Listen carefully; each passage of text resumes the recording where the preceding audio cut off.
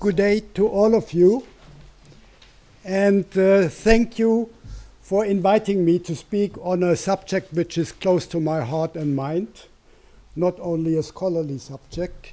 And special thanks to you, Anton, bedankt, for paving the way on denialism of mass crimes and atrocities and genocides, because it leads to my summary of Germany's evasive handling of colonial crimes it committed. And while I'm a strong supporter of free speech, I'm aware of the pitfalls of free speech, because then you get lost in the details and you exceed the time limit. So bear with me that I'm going to read out a text I prepared, as boring as it might be, but it helps me to stay within the 10 minutes.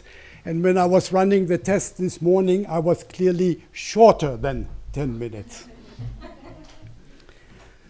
The German Kaiserreich was at the beginning of the 20th century the fourth biggest colonial power. Any one of you knew that? Since 1884, it declared Southwest Africa, Togo, Cameroon, East Africa, and some South Sea islands, including Samoa, as its property, to which it added the Chinese leased territory Tsingtao. Hundreds of thousands colonized lost their lives through direct or indirect colonial violence. The first genocide of the 20th century took place in Southwest Africa, where apartheid became a German invention. Ending with World War I, colonialism was widely degraded to a mere footnote of German history. In West Germany, it was mainly perceived through uncritical lenses.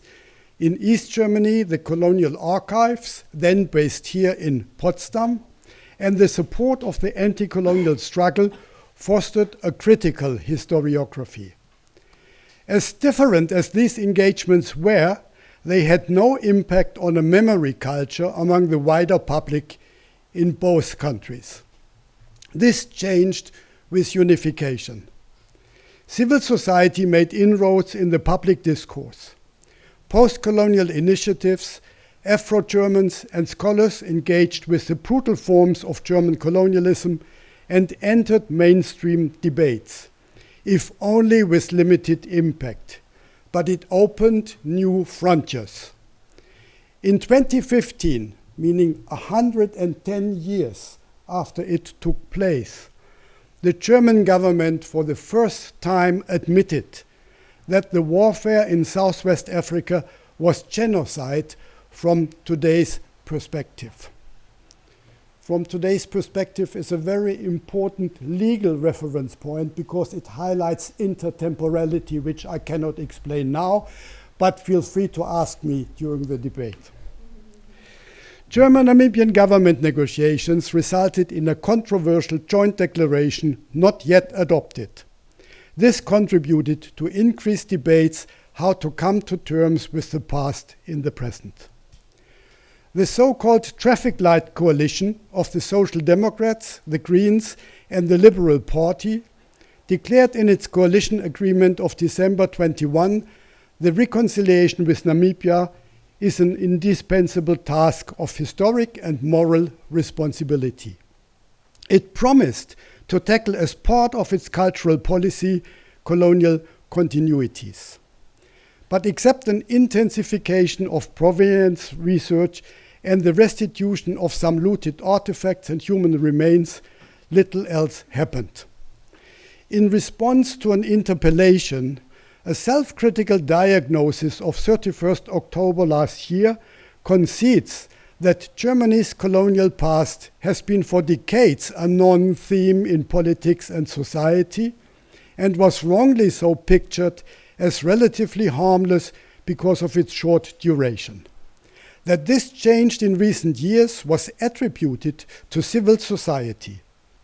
It admits that the treatment of Germany's colonial past remains a task still at the beginning.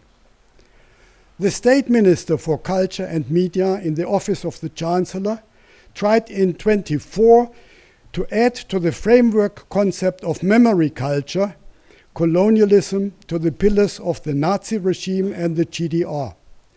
But it also suggested a fourth pillar on migration. Since the official memory culture has an exclusive focus on state-responsible injustices, the proposal failed.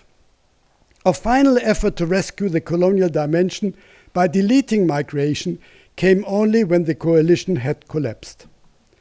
The new discourses provoked colonial apologetic revisionism, rejecting post-colonial efforts as a guilt complex. A draft resolution submitted by the right-wing AfD to Parliament in December 2019 argued that German colonialism contributed to the liberation of the African continent from archaic structures. It called on the government to develop a commemorative culture that acknowledges the beneficial aspects of the German colonial era, to promote such perspectives in school curricula, to oppose demands for reparations, and to keep street names with colonial reminiscences. It bemoaned a paradigm shift since German unification and accused critical colonial historical studies being indoctrinated by East German ideology. It accuses the left spectre of imposing its normative interpretation of the past as the dominant view and of victimizing those sympathetic to the idea of a colonial civilizing mission.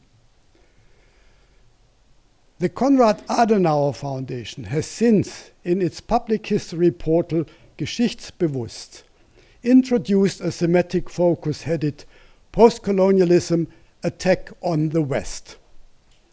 Postcolonialism is accused of discrediting the legacy of European Enlightenment as Western cultural imperialism.